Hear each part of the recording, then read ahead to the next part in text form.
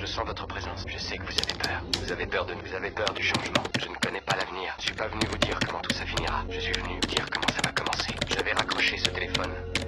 Et ensuite, je montrerai à tous ces gens ce que vous ne voulez pas qu'ils voient. Je leur ferai voir un monde sans vous. Un monde sans loi ni contrôle, sans limite ni frontières. Un monde où tout est possible. La Nekebea, catastrophe, en arabe, renvoie au nettoyage ethnique des Palestiniens et à la destruction des communautés palestiniennes qui ont eu lieu lors de la création de l'État d'Israël en 1948. Environ 85 à 90% des Palestiniens qui vivaient dans ce qui est devenu Israël furent expulsés, quelques 700 à 800 000. Les 4/5 des villes et des villages palestiniens furent détruits ou repeuplés par des Israéliens juifs. Dans des villes comme Haïfa et Acre, les quartiers palestiniens furent vidés et réoccupés. Le déplacement des Palestiniens était en bonne voie au moment de la déclaration unilatérale d'indépendance d'Israël. Entre le 30 mars et le 15 mai, quelques 200 villages palestiniens furent, selon les mots de l'historien israélien Ilan Pappe, occupés et leurs habitants expulsés. Ainsi, avant même que la guerre israélo-arabe n'ait commencé, environ la moitié du total final des réfugiés palestiniens avaient déjà perdu leur foyer.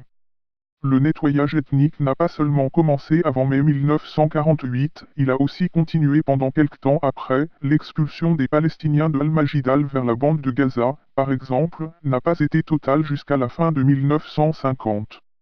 Vidée de ses habitants palestiniens, Al-Majidal devint la ville portuaire israélienne d'Ashkelon. Pourquoi les Palestiniens ont-ils quitté leur foyer? La raison primordiale de l'évacuation de centaines de villages palestiniens en 1947 à 48 a été un mélange de violence et d'intimidation, un argument longtemps soutenu par les historiens palestiniens. Le travail d'historiens israéliens comme Benny Morris en a fourni des preuves supplémentaires. Selon Morris, sur à peu près les 400 villages palestiniens détruits qu'il a étudiés, l'évacuation sur des ordres arabes n'a été le facteur décisif dans le départ de la population que dans 6 cas. Les massacres par les forces sionistes dont il y a eu au moins 2 douzaines ont joué un rôle majeur pour répandre la terreur parmi les Palestiniens. Deir Yassin, où 100 à 120 villageois furent tués le 9 avril 1948, est l'atrocité la plus célèbre, mais il y en a eu beaucoup d'autres. À Al-Dawamiya, en octobre 1948, plus de 100 villageois enfants furent tués. Pourquoi les Palestiniens ne sont-ils pas retournés chez eux après la fin des combats? Les réfugiés palestiniens furent empêchés de retourner chez eux par la violence et par les lois. Dès juin 1948, David Ben-Gourion, Premier ministre d'Israël, déclara à son cabinet qu'aucun réfugié arabe ne doit être autorisé à revenir. Il est resté fidèle à sa parole. Les Palestiniens essayant de revenir furent qualifiés d'agents infiltrés par les autorités israéliennes et considérés comme une menace pour la sécurité. En 1956, près de 5000 réfugiés palestiniens essayant de revenir chez eux avaient été tués par les forces israéliennes. La plupart moururent alors qu'ils essayaient de retourner chez eux, d'avoir accès à leurs récoltes ou à leurs propriétés perdues, ou recherchaient ce qui leur était cher. Pendant ce temps, le gouvernement israélien a fait rapidement adopter des lois qui à la fois s'appropriaient les biens et les terres des Palestiniens expulsés, et aussi les dépouillaient de la citoyenneté qui leur avait été attribuée en tant qu'habitants du nouvel État. Les Palestiniens, dont ceux de Cisjordanie et de la bande de Gaza occupée, célèbrent le jour de la Nekebea le 15 mai. Les réfugiés palestiniens continuent à exiger que leurs droits, internationalement reconnus, à la fois au retour et à la restitution de leurs biens, soient respectés.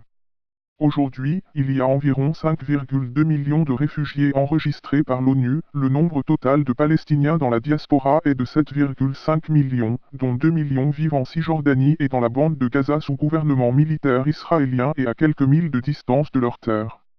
Dans la langue française, le terme « Palestine » est utilisé depuis plusieurs siècles pour désigner le territoire situé géographiquement entre la mer Méditerranée et le fleuve du Jourdain. La Palestine, c'est le nom de l'État autoproclamé depuis Alger par l'Organisation de libération de la Palestine en 1988, et le terme est utilisé par l'autorité palestinienne pour désigner l'État palestinien revendiqué par les Palestiniens. Le pouvoir de cette autorité s'exerce, de façon continue depuis l'application en 1994 des accords d'Oslo, sur une partie restreinte des territoires palestiniens de Cisjordanie, tandis que la bande de Gaza est désormais administrée par le Hamas depuis les élections libres de 2006, d'abord dans le cadre de l'autorité palestinienne puis depuis juin 2007, après une guerre civile meurtrière, en rupture avec cette dernière.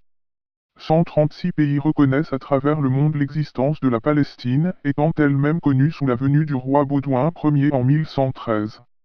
Il est temps de rendre justice à la Palestine vaincra, la Palestine vivra.